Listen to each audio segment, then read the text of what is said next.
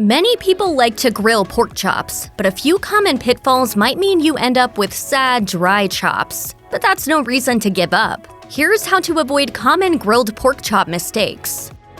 That rosy, bone-in, mouth-watering pork chop might be appealing to the eye, but it is actually not the best cut for the grill. Cooking instructor Viola Buttoni told Mashed, "The light pink color betrays very lean muscle meat. But what about that lovely bit of fat at the top of the cut? Won't that save things? Not really." Turns out that fat cap all around will melt away and not into the muscle tissue. Buttoni went on to add, "Unless you really like the sweet charred fat, leave those chops for pan frying and look for darker cuts. Darker pork meat points to the presence of interstitial fat that will trickle and remain in the muscle tissue when it melts."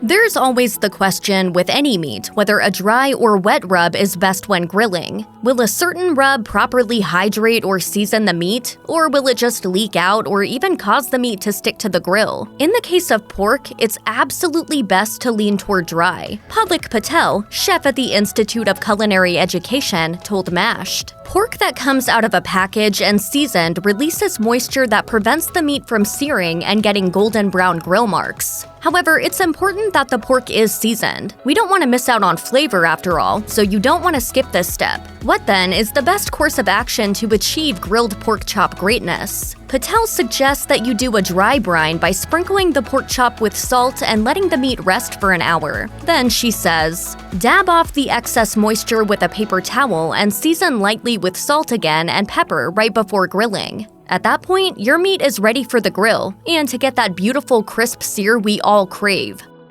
One big mistake when grilling pork is trimming off all of the fat on the pork chops. Assuming that you love flavor, you should definitely keep some of the fat on your meat. Remember that this fat lends some seriously delicious flavor, assuming you've already followed instructor Viola Buttoni's advice and gotten a dark piece of pork chop with more fat in it. So while you should trim away the excess fat, be careful not to take away all of it, at least not if you want that meat to have flavor and taste.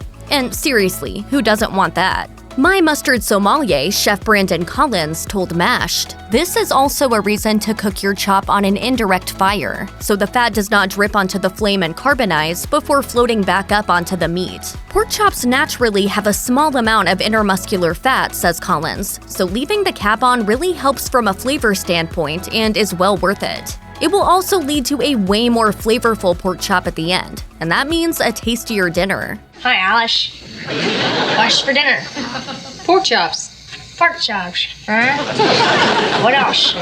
Waiting to season until after you've finished grilling a pork chop could be a mistake that leads to a sad, tasteless piece of meat. In reality, pork chop should be seasoned with salt before grilling, at least an hour before, according to Patel. Many home cooks are still conditioned by the childhood kitchen adage that meat shouldn't be salted before cooking, as the old story maintains that salt will extract the meat's juices and make for tough, chewy bites. Salt does indeed draw out moisture, which is why it's often used as a preservative, like for some cured meats. But the quantity of salt you'll use here, plus the relatively short time the meat will sit with the salt on it, makes a big difference. Viola Buttoni told Mashed, "That moisture coming from the pork chops melts the surface salt and helps it trickle back into the tissue. Not only are proteins broken down, but the flavor will be deeper and longer lasting. So salt well in advance and be prepared." Buttoni went on to add, "Indeed, if I plan to grill pork chops, I salt everything the evening before and leave it loosely covered on the bottom shelf of the refrigerator. I have come to think of it as a dry brine."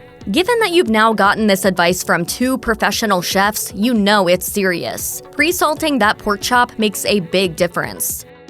Pork chops, like most other meat, benefit from getting close to room temperature before hitting the grill. So while it may seem easier to throw the meat in the fridge than simply grab it when the grill gets started, that's just not a good way to go. Plainly put, if you start with a very cold piece of meat, it will take longer to heat. This creates the potential for overcooking those pork chops. Buttoni also said that you should let your meat come to room temperature before putting it on the grill. It will help in your goal to grill your pork chops just the bare time needed to reach the right internal temperature. And remember, you don't want to grill wet pork chops. Buttoni told Mashed, "Pat them dry before resting them on the grill, as surface moisture is another element to lengthen cooking."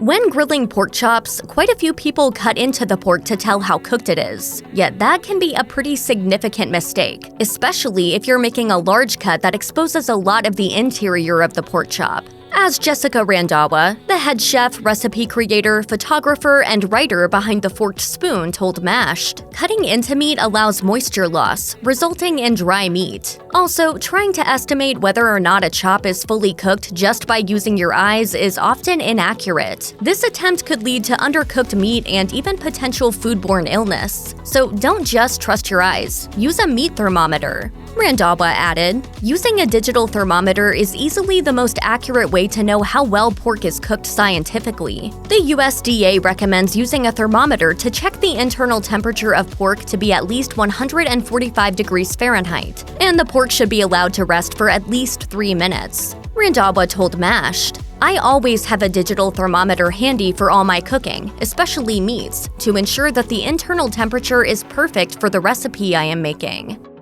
Another way to prevent your pork from becoming dry and tasteless, even if you feel the need to cook it all the way through, is by brining it in a salt solution beforehand. Making a brine is quite simple. Dylan Benoit, chef and owner of Carnivore Premium Meats and Prime Kitchen, told Mashed, for every liter of water, add 1/4 cup kosher salt and 1/8 cup brown sugar and whatever aromatics you desire, and bring to a boil. Benoit went on to add, remove from the heat and allow to cool fully before submerging your pork chops in the brine for 4 to 24 hours, depending on thickness. Remove from brine, rinse in fresh water, and pat dry before cooking. At Benoit's butcher shop, they brine their pork chops for 48 hours and then cold smoke them for 2 hours, creating what they like to call bacon chops. Benoit said, essentially it's bacon on the bone that cooks like a regular pork chop and is moist, smoky, and perfectly seasoned. And yes, you really should add sugar to the brine, which helps with browning and contributes to the flavor.